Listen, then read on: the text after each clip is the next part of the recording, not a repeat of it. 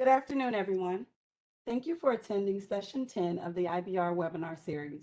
As a reminder to all participants, this webinar is public and is being recorded. The registration information was posted on the NERC website and widely distributed. Speakers on the call should keep in mind that the listening audience may include members of the press and representatives of various governmental authorities, in addition to the expected participation by industry stakeholders. Should you wish to ask a question during today's webinar, please use the Q&A feature. It is NERC's policy and practice to obey the antitrust laws and to avoid all conduct that unreasonably restrains competition. This policy requires the avoidance of any conduct that violates or that might appear to violate the antitrust laws. Any NERC participant that is uncertain about the legal ramifications of a particular course of conduct or who has doubts or concerns about whether or not NERC's antitrust compliance is implicated in any situation should contact NERC's General Counsel immediately.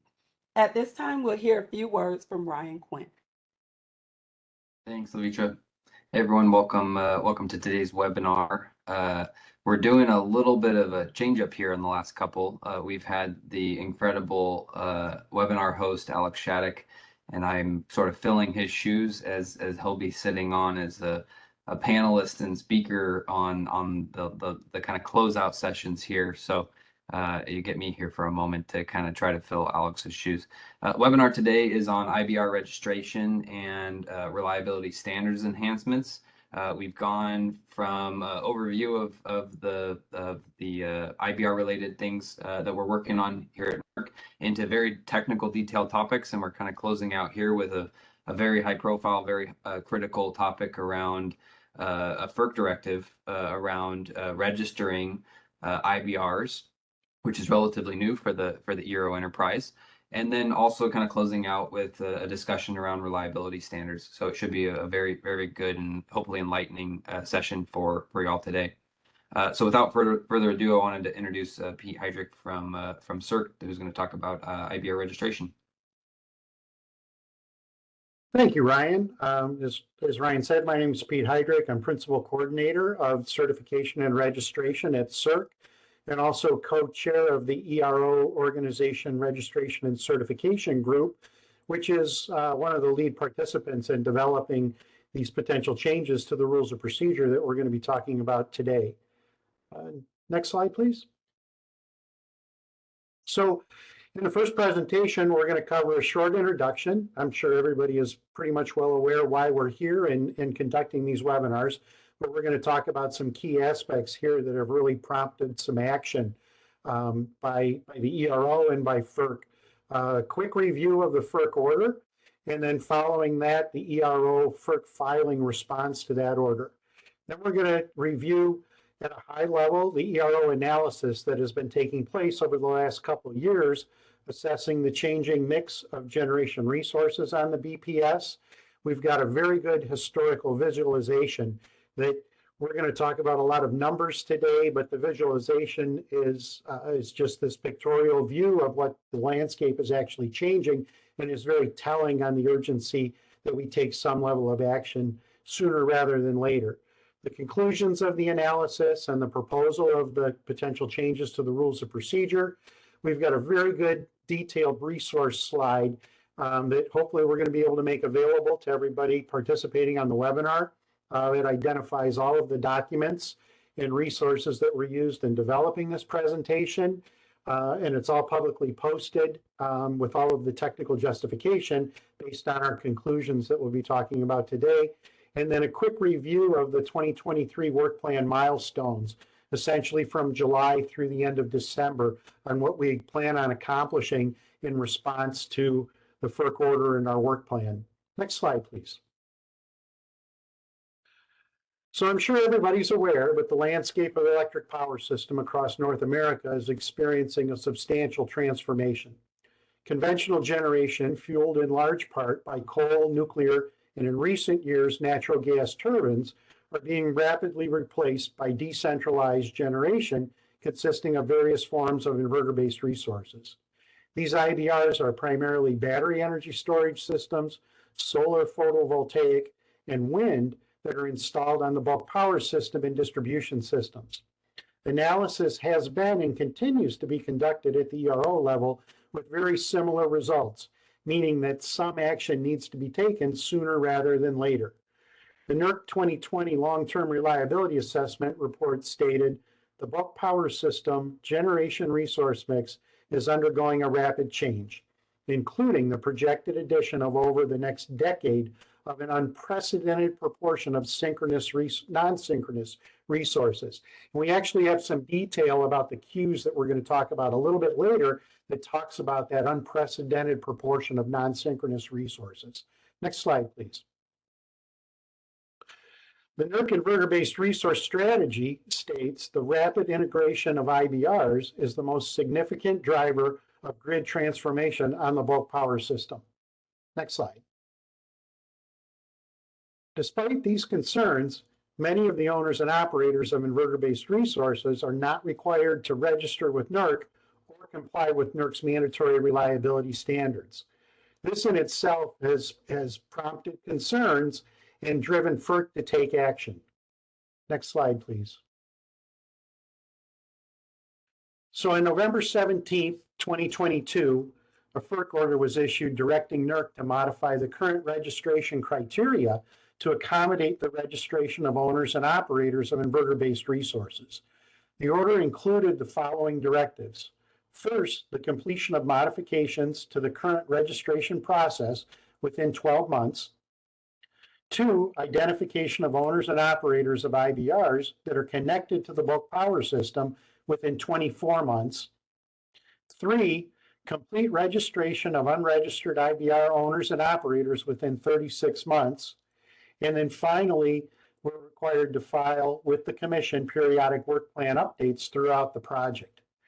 Anyone familiar with the process for revising the NERC rules of procedure and the NERC and regional registration processes can see that this is an extremely heavy lift, but it speaks to the urgency currently felt by the Commission and honestly shared by the ERO in regards to the reliability concerns associated with inverter-based resources. Next slide, please. So in response to the FERC order on February 15th, 2023, NERC filed a request for approval of our work plan. And that work plan is to revise the NERC rules of procedure to include updated registry criteria defining the IBR owners and operators that will be subject to registration within 12 months. Second, identify candidates, the IBR owners and operators, for registration within 24 months.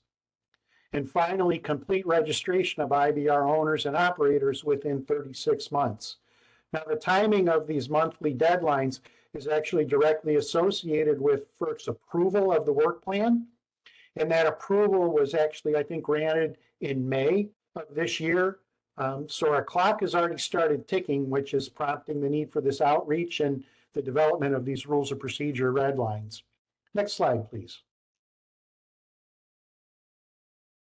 So the ERO analysis of the changing resource mix started back toward the end of 2021 with initial analysis based on publicly available Form 860 information reported to the U.S. Energy Information Administration, essentially EIA 860 data.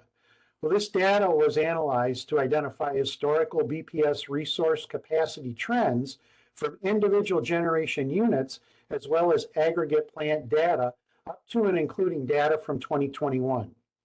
The data set includes plants classified as utility, including independent power producers with an aggregate nameplate capacity greater than or equal to 1 megawatt and connected at a point of interconnection voltage greater than or equal to 40 kV.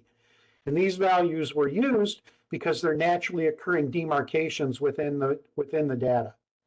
Next slide, please. This chart includes the aggregate nameplate capacity in gigawatts on the bulk power system for conventional resources and IBRs for each year from 2017 to 2021. Over this short 5-year time frame, the total generation supplied by conventional resources on the BPS has decreased by 29 gigawatts, and the total generation supplied by IBRs has increased by 73 gigawatts. In 2017, IBRs accounted for approximately 9% of the total resource capacity on the BPS. In 2021, IBRs accounted for over 15% of the total resource capacity on the BPS. So steadily increasing numbers here. Next slide, please. Breaking down further the previous chart by BES and non-BES classification reveals a significant difference between conventional resources and IBRs.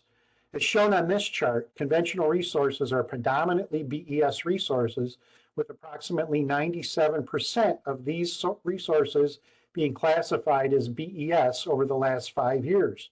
As you're aware, the significance of BES classification is that it is a primary driver for registration and compliance obligations. Next slide, please. However, as shown on this chart, IBRs have a much lower percentage, with approximately 84% of these resources being classified as BES over the same time frame. This trend is concerning since the number of conventional resources has been gradually declining and the number of IBRs has continued increasing at a significantly lower BES penetration than conventional resources. Next slide, please. This chart details the BES versus non-BES total aggregate nameplate capacity in gigawatts of inverter-based resources and demonstrates that IBRs are steadily increasing at a 5-year average rate of 15% for BES resources and 12% for non-BES resources. This rapid change has resulted in a non-BES resource capacity increase of over 60% since 2016 to a total capacity of 29 gigawatts in 2021. Next slide, please. This chart provides refinement on the total non-BES IBR aggregate nameplate capacity and distinguishes between plants at an interconnection voltage greater than or equal to 100 kV and less than 100 kV.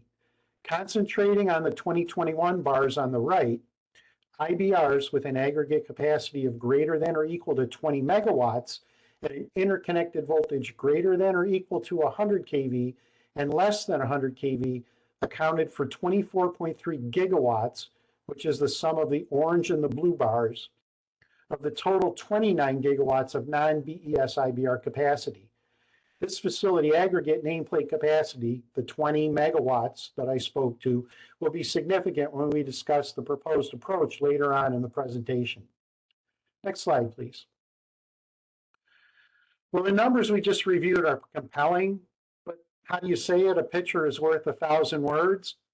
Well, the following slides will provide a pictorial view of the continental United States, identifying the location of installed generating facilities with capacities greater than 1 megawatt between 2024 and 2019. I'd like you to pay particular attention to the white triangles, which depict wind facilities in the central portion of the US, and then the orange starburst, which depicts solar installations, as they both appear as we transition through these slides.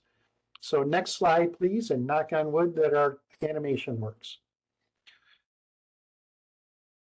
So as you can see in central US, there are more and more white triangles showing up for wind facilities, but now we're starting to see orange starbursts, California and on the East Coast, and more orange starbursts showing up. Those are all solar installations over the years that are being installed.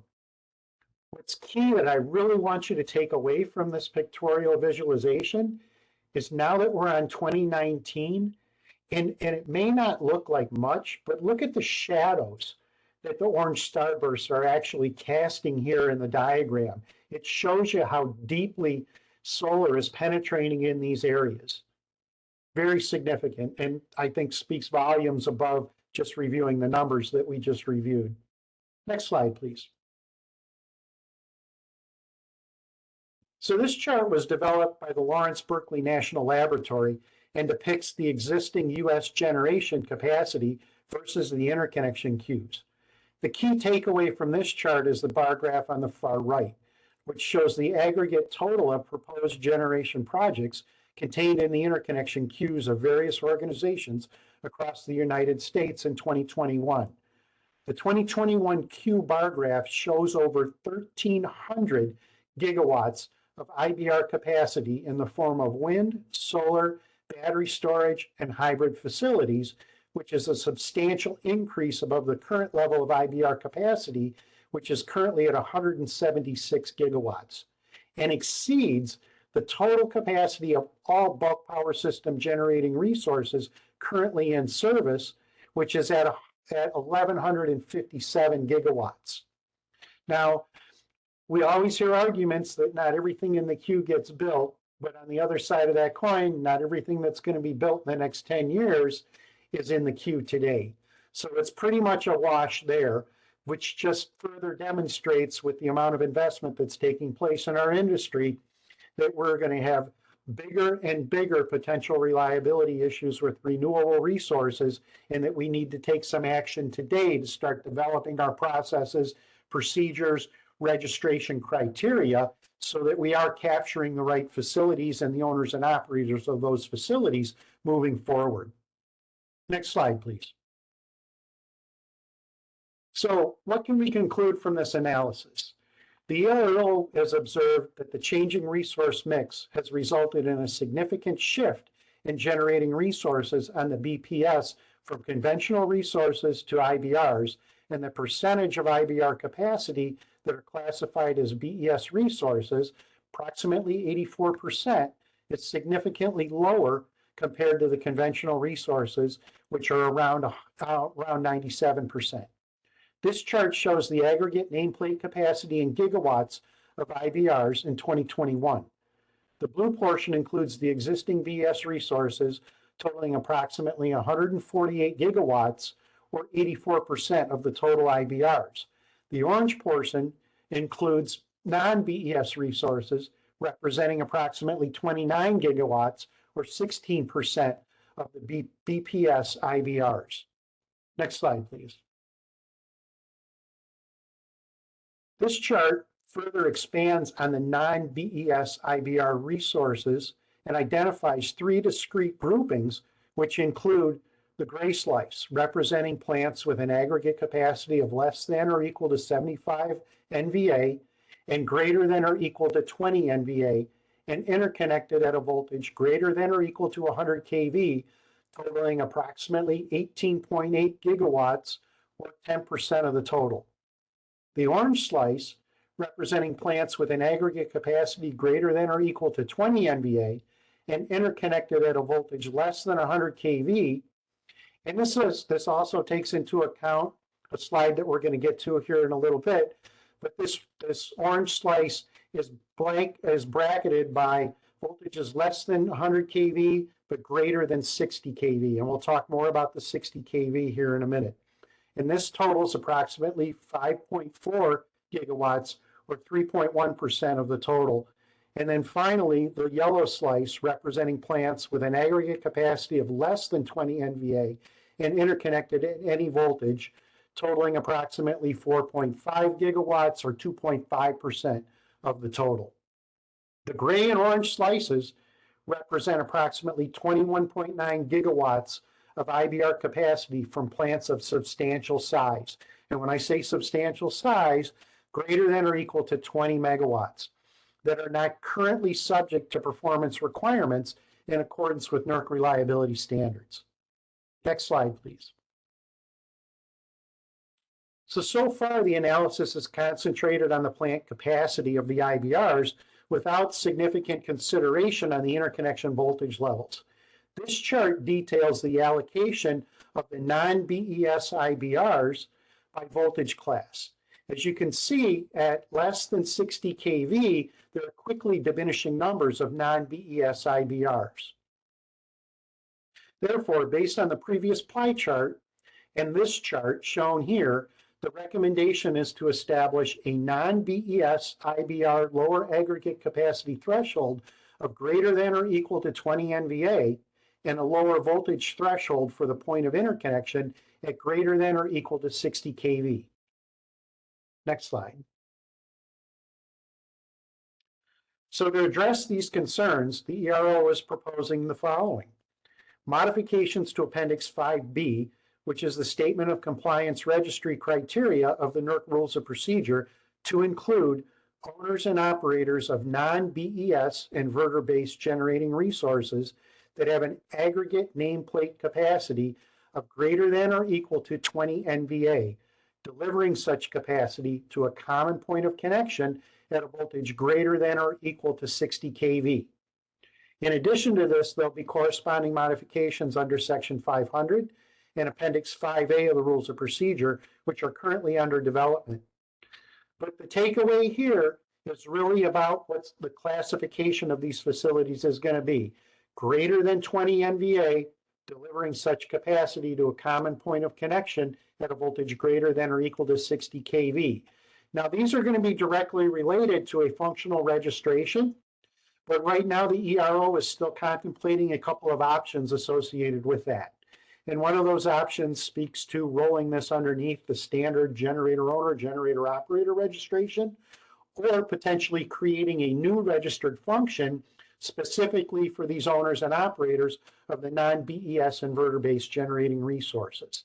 More to come eventually as we get into our work plan execution, and we'll have a targeted time period on where we're actually going to have a definitive answer there on which functional registration these are actually going to apply to. Next slide, please.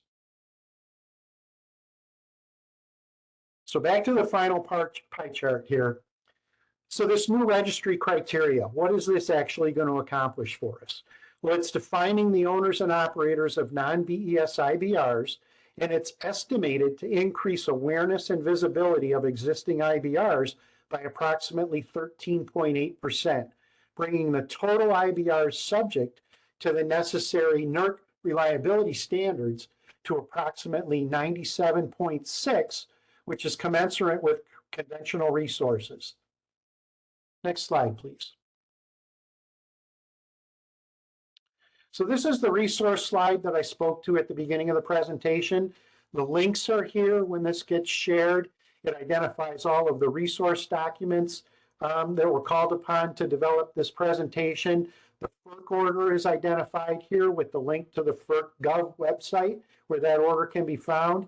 And that's then also to the NERC website for NERC's request for approval of our work plan and expedited review. Within that filing, it's the technical justification for all of the numbers that we talked about today, and also provides a detailed analysis of that technical assessment and justification, and provides additional charts and pie graphs associated with those numbers, which could potentially provide you a little bit more clarity, but hopefully we were able to provide that clarity today. Next slide, please. The 2023 work plan milestones for the remainder of this year are for July. We're going to share our red lines of the rules of procedure with the industry at the CCC and ORCS meetings next week. And that sharing is also going to include specific identified representatives from the renewable trade organizations. In August, there's a plan to update the NERC Board of Trustees, and this is our first periodic filing of our work plan updates with the Commission. Will take place in August. September, we're planning on posting the rules of procedure red lines for a 45-day comment period. So look for that in September. In October, we're launching our extensive outreach activities with current ERO member participants and also the new stakeholders that are going to be drawn into the ERO by this new criteria for the non-BES inverter-based resources. We plan on ERO-wide, regional-wide webinars, presentations at additional CCC and ORCS meetings, and meeting with individual stakeholders. In November, we'll be reviewing the comments that we receive on the rules of procedure red lines. And again, that's a periodic work plan update with the Commission. And then in December, if everything goes well, we'll be requesting board approval for the rules of procedure red lines for filing. And then subject to that board approval, we'll be filing with the Commission. And then we'll start on year 2 of the work plan, which I'm sure we'll talk about extensively as we move forward through these items. And with that, next slide. So questions and answers after all the presentations today. So I'd like to turn this back over to Ryan. Thank you for the time and your participation today. It's greatly appreciated. Big changes coming. Thank you. Perfect. Awesome. Thank you, Pete. That was very insightful, kind of walking through the technical details, some of the background and analysis that's been done, as well as kind of the next steps logistically, which is really great. Lots of questions in the Q&A. We'll hopefully get to a couple of them here towards the end. And I do want to encourage folks, use that Q&A, provide questions, feedback, comments. We're going to take all that Q&A back, and are planning to kind of put together an FAQ document here towards the end of the webinar series. So I also saw a question in the chat that I forgot to mention earlier around all the slides and the recordings will be posted after the webinar series. We're going to post the whole series along with that FAQ document. So that's in the works, and that'll come at the end of the webinar series here. So without further ado, I will introduce who everyone knows from the past webinars, Alex Shattuck, who's going to talk about standards, IBR related standards activities that are currently underway. Thanks, Ryan. I'm also realizing we missed an opportunity to have one of the folks from standards come and present this for us. I think I saw a couple on the call, and they're probably going to cringe at my explanation of some of these things. But we're going to talk about now today our last topic of the day. And if the other panelists are listening, I did give myself and Pete 20 minutes, but you all got 10. Sorry about that. But these are just larger topics, not favoritism for Pete. But we're going to talk about our standards enhancements projects going on right now, specifically related to IBRs. And to start, kind of set the groundwork for that, I'm going to quickly go over our IBR strategy. Ong is actually going to speak to a lot of this tomorrow, so I'm really just going to focus on the farthest right column here for regulatory enhancements. So what we're doing in our IBR strategy is we're taking a risk-based approach to all the things in the strategy. Again, tomorrow we're going to dive right into it, but we're taking a risk-based approach to our regulatory enhancements, which means that those with the highest risk are going to be kind of prioritized first. And what the regulatory enhancements are that NERC is doing and will be doing as part of our IBR strategy include what we're talking about today, NERC standards projects. It could be something like a BS definition review, like Pete had mentioned earlier. How do we make sure that what we're studying and what we're having applicable to our standards, NERC standards, is the right equipment, and then if it's enough equipment, and things like that, and taking into account all those pieces of machinery that are that are part of the BPS, and how we can make sure that those are staying reliable into the future. The big focus and what this whole series is about is we need to make some specific requirements to the standards and that focus on IBR. This whole webinar series has kind of been a way to get the knowledge out there on kind of what is IBR and why are we worried about it, and what kind of topics are we covering. And this has all kind of happened relatively recently. IBRs are, the penetration has been increasing extremely fast, but also relatively recently, which means that a number of the NERC standards, and we'll talk about it in a little bit, since they had quite a long kind of development time, is a lot of these standards were written back when synchronous machines were the dominant. They are still relatively dominant, but before the penetration of IBR really started exploding on us, which means that even if the intent of the standards are great, there may be some inverter-based resource-specific language that might need to be changed, or specific terms that could exclude IBRs or things like that. So a lot of these standards projects are to increase IBR reliability and to make sure that the standards are sufficiently written to make sure that there's no kind of confusion, right? If you use synchronous machine language for all the standards requirements, there's going to be some nuance or gray area, because not all the things that are in a synchronous machine are also in an IBR, and vice versa, and there could be some confusion. So IBR specific requirements and language are going to be really important, and you're going to see that kind of in the sections of the standards slides coming up in a little bit here. And then the last one again is risk-based compliance, which means that we're prioritizing the riskiest ones first. And then just kind of real high level on the other columns, we're doing risk analysis as part of the strategy. Rich in our second webinar talked about the event analysis process and disturbance reports and alerts. We're talking about the interconnection process as part of our IBR strategy. We had a couple of sessions on that. We kind of hit on a lot of these, 2800, modeling and study improvements, more interconnection requirements, enhanced interconnection requirements. And then the rest of the kind of presentations have been best practices and engineering. So moving on to the next one. Why are we still talking about these things? Why do we have this outreach? And why are we saying that there's kind of a prioritization of these in our risk-based approach? The reason for that is that there's been a number of disturbances, primarily driven by inverter-based resource performance. This slide keeps getting a little bit bigger, and pretty soon we're going to go wall to wall. This one doesn't. This is a widescreen template, so we don't quite hit wall to wall, but we might get there pretty soon. So we're still seeing IBR-related disturbances. Most recently, we had a second Odessa disturbance that we presented in a webinar earlier this year and published in a report late last year. And it was relatively similar, almost exactly the same as the previous Odessa disturbance, which kind of shows us that there is some systemic issues in the performance of IBRs, both in how they operate in the real world and how we're studying them and predicting how they're going to perform. So these disturbance reports, while they're not happy, right? Something bad happened and we had to do an investigation and present on them. They are kind of reinforcing the idea that this is a high priority for BPS reliability. And the last kind of step, after all the other things we talked about, the risk-based strategy, is NERC standards, right? If you're not going to have a standard requirement apply to you, if you don't have to specifically meet a requirement for compliance, it may not always happen.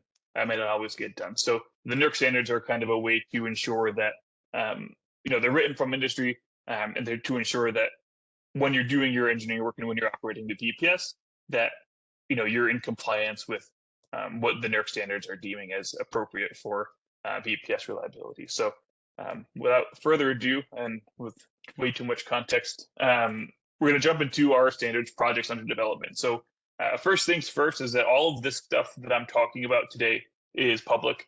It's all on the NERC website, and the link is in the bottom. So when this gets shared, you can go ahead and visit the page.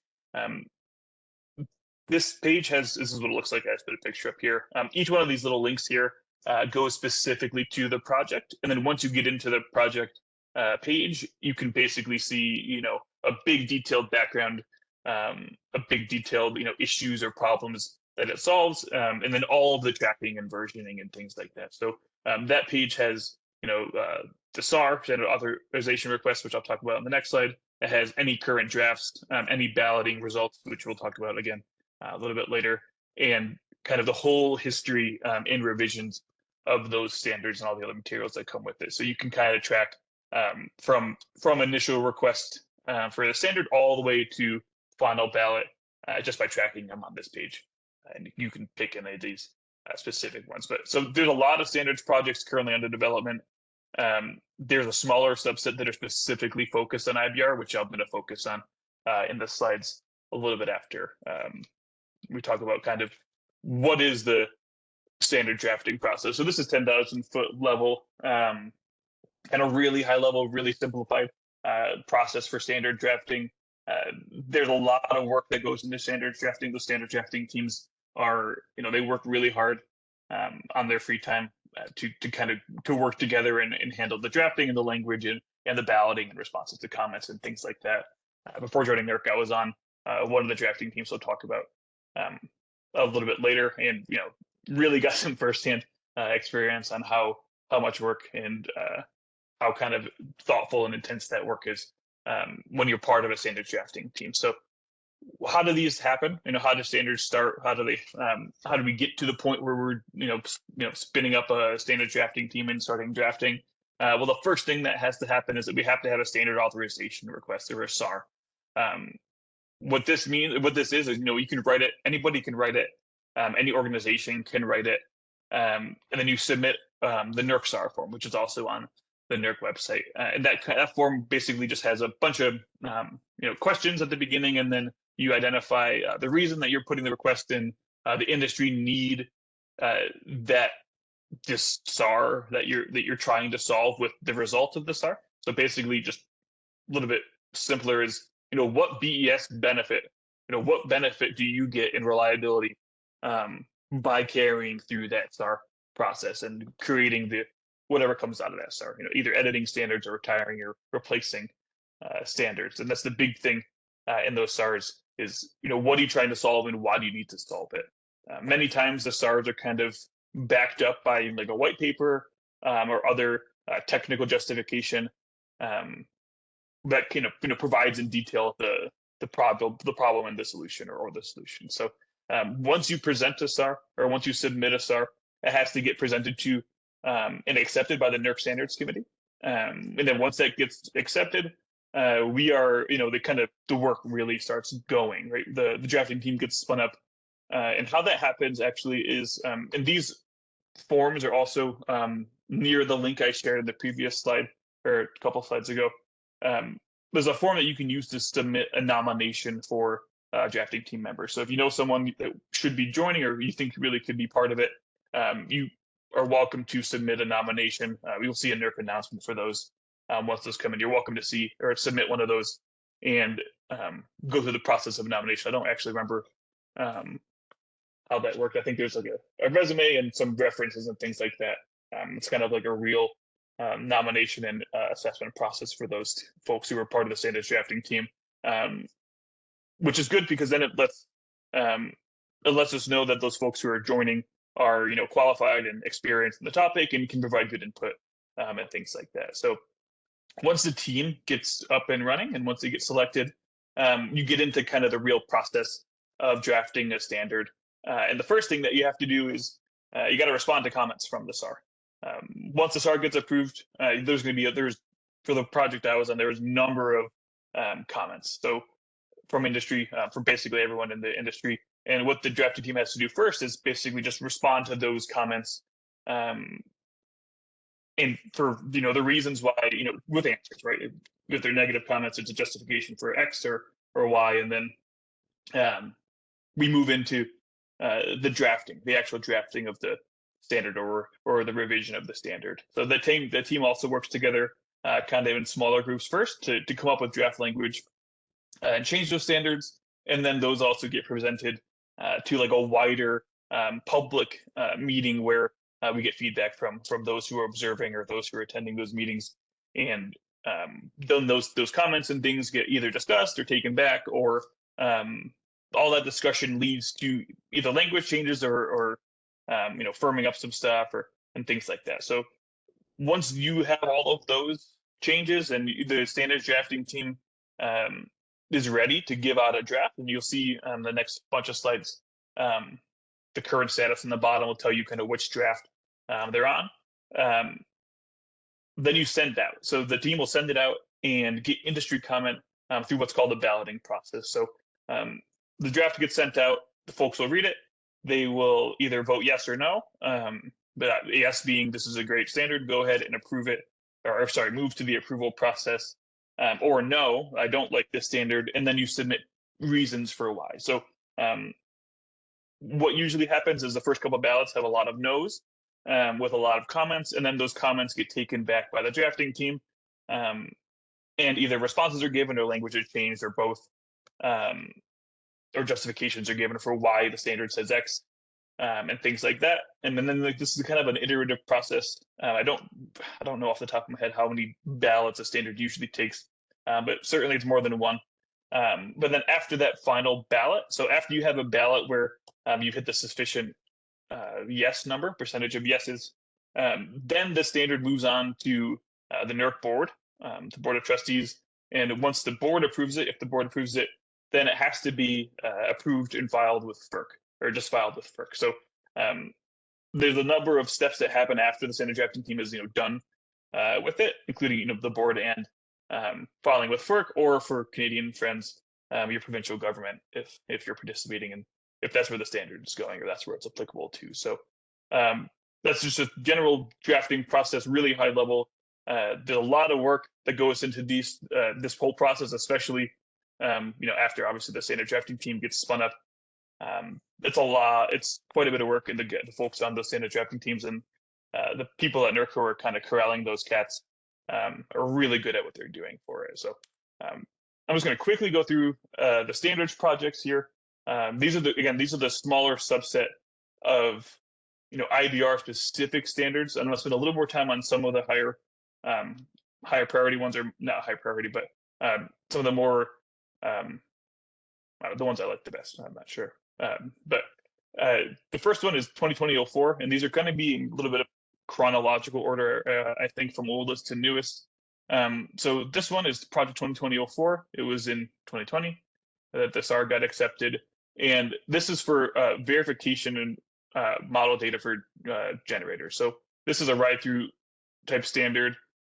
What this background was for the SAR was to retire PRC24, the old one, and then replace it with a performance-based ride-through standard that ensures generators can remain connected during system disturbances. So what this is it's kind of the way that the old PRC24 got interpreted was a lot of more similar to a protection setting standard. So it got interpreted as, let's put our protection settings outside of this curve in the PRC24, and then that should help us with our ride-through. But this new standard that's coming is going to be kind of more comprehensive as far as ride-through is concerned, which should give us a little bit more of a better ride-through performance. So this standard is also focusing on generator protection and control systems that can result in either just disconnecting or after a fault, reducing your output or things like that, partial trips of IBR resources. And the reason why this is important is that we just saw that disturbance report slide. There's a lot of disturbances that continue to happen. We're seeing similar things in each of these disturbance reports, which kind of point to systemic performance issues. So in order to fix the systemic performance issues, good place to go is with a NERC standard. So we've also, like I mentioned before, there's been issues identified related to tripping and protection functions, but this standard also goes a little bit farther and talks about control systems as well. So it should be kind of, in short, a little bit more of a comprehensive ride-through standard to replace the old PRC24. So the typo on the last slide, that one top should say performance or ride-through. This one is verification of model data generator. So this is what happens if you don't check your slides before presenting. So this one is model data and verification for generators. This standard that it's going to affect is going to be revisions to Mod 26 and 27, which are currently the model versus site performance, voltage, and frequency response 26, 27 respectively response standards. And like I mentioned in the IBR strategy slide, this one is specifically for revisions to clarify applicable requirements and to make sure that the verification is sufficient to make sure we have accurate inverter-based resource models. So it's a little bit of both. It's a little bit of clarification for IBR-related things and a little bit extra verification to capture the additional complexity with the IBR. We've learned from our other presenters that the level of complexity jumps pretty significantly when we start going to software-based equipment like inverter-based resources. So the need for this one is obviously accurate model response. We've heard it a lot throughout our presentations. Is accurate model response is very important. This is the only way that we're going to be able to have planning engineers or operations engineers see what's going to happen before it happens, is if those models are accurate. This will also help fill some gaps between the old mods and the new mods 26, 27 to expand on the verification to make sure that again, more accurate, more verified. So the next one is Mod 25 and PRC 19. That's the revisions here. The real problem that the SAR was trying to address for Mod 25 was that the data that comes out of Mod 25, which is comes from testing your facility to its maximum limits in the field, which you might not hit all the time. But the problem is that the data that comes out of that standard currently doesn't really give us a lot of workability from the ISOs or the transition planners. It's not very valuable. since it's not all, usually you hit a limit in the real operation or anything like that. But simply the amount of work to do testing and verification for mod 25 isn't really worth the data that comes out of it currently. So that SAR kind of works to provide more useful data through verification activities. And then PRC 19 is really the poster child in my mind of changing some language to make it more applicable and more inclusive of IBR. It's literally the problem statement is make sure it's inclusive of all generation resources. So that one we'll see some changes for IBR specific stuff. And these are two currently in their second draft and second ballot. So the next one is VAR 02. This is going to be a change to VAR 2. Really awesome naming there. This is also going to address ambiguities in voltage and reactive resource requirements concerning dispersed power, so IBR resources. And the reason why this is important is, reactive and voltage support is an essential reliability service. So we really need those services to be provided, which means that there really can't be much ambiguity when trying to interpret those for IBRs. As we increase the penetration, we got to make sure that those IBRs are going to, do the things that they're supposed to do, provide the services they're supposed to, when they're supposed to keep the BPS secure. So this one is also in its second draft. Next one is PRC 2. So this one is to basically just modify the requirements to ensure that adequate data is available and assessed following to help us in the disturbance analysis process, analyze BS disturbances and kind of get more data for those facilities that may not be part of the current requirements.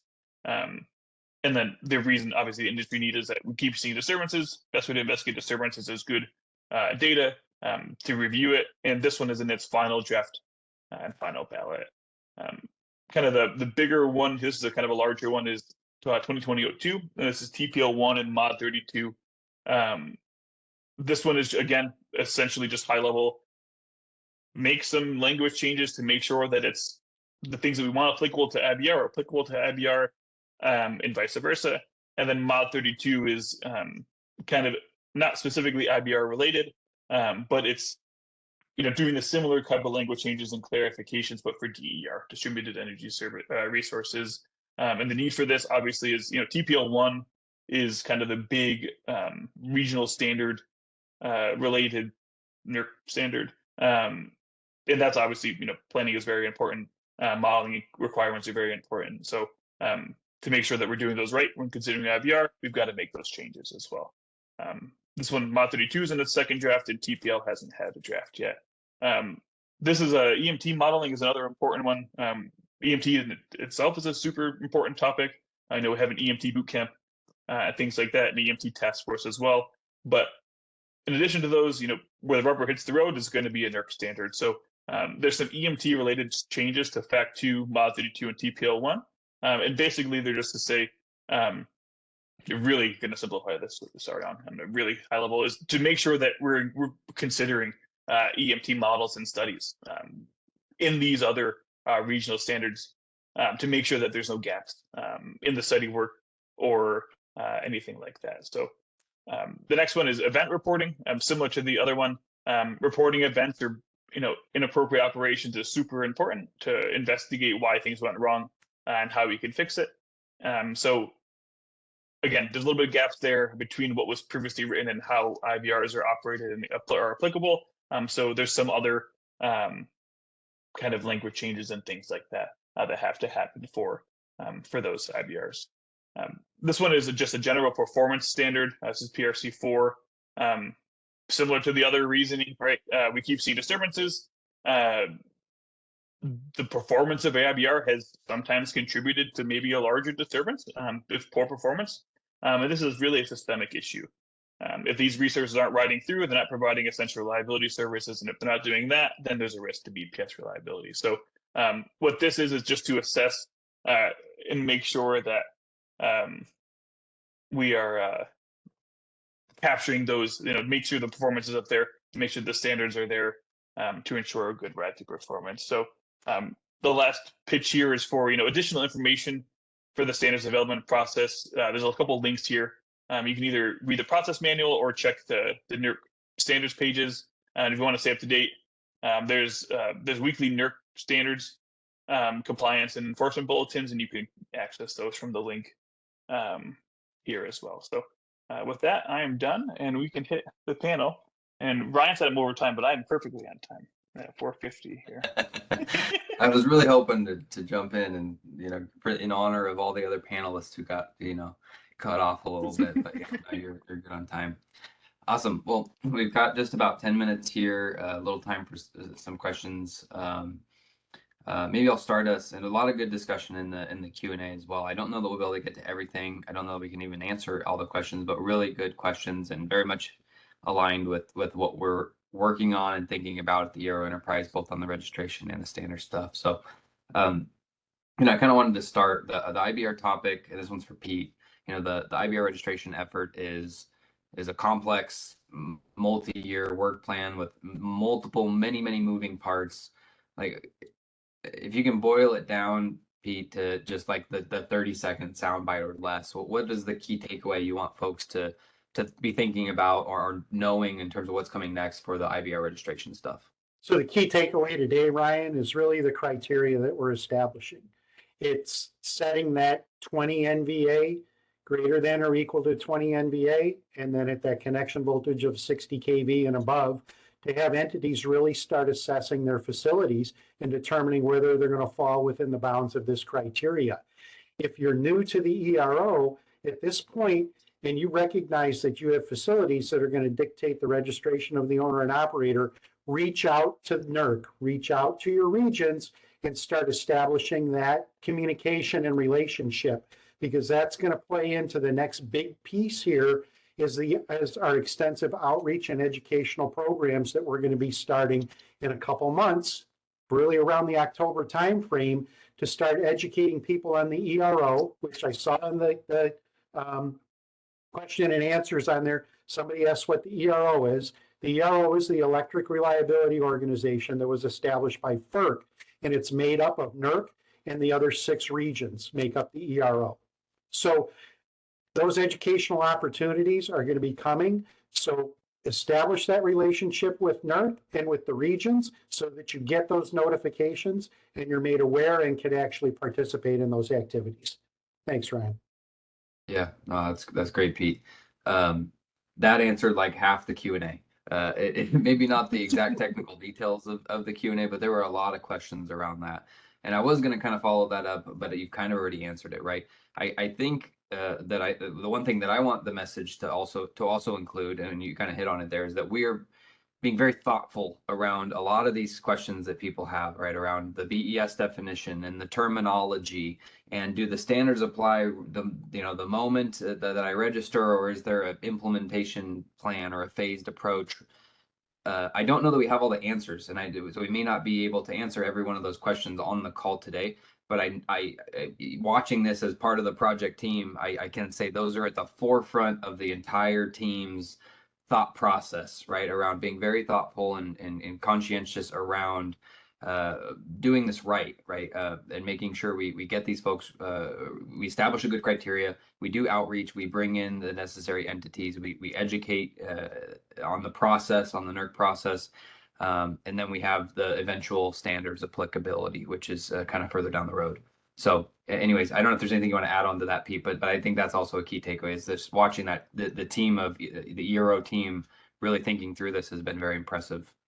Yes. Over the last probably 2 years that we've been working on this, Ryan, like you said, very purposeful analysis to come up with the right numbers and the right plan moving forward to address the issues. Thanks. Yeah, thanks, Pete.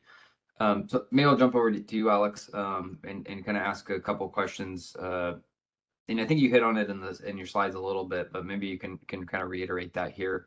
Can you talk a little bit about the process around going into a standard, right? So developing a SAR, how do SARs come to be, particularly those that are being brought forth by the NERC technical committees, for example? Can you talk about that kind of background work that goes into the development of the SAR, and then it hits the process and off we go in the standards process, right? And you did a great job rolling out the standards process. I think I got to go talk to Latrice because she might have hired you behind the scenes. I'm not aware of.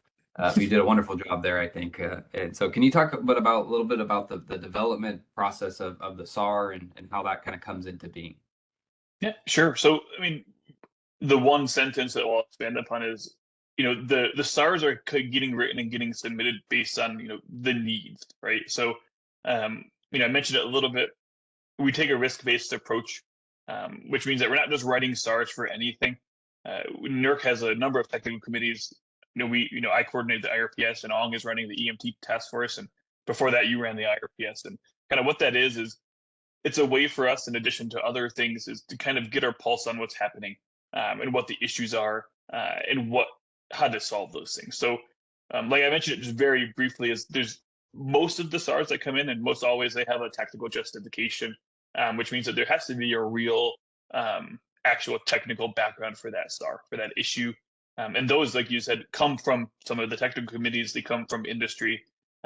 They get backed up by white paper. Some of them are some of the background material for the standards I covered today. Some of the older ones came from IRPTF or IRPWG, even from those. So those SARs were direct results from kind of the monitoring and discussions and things that we have with the industry.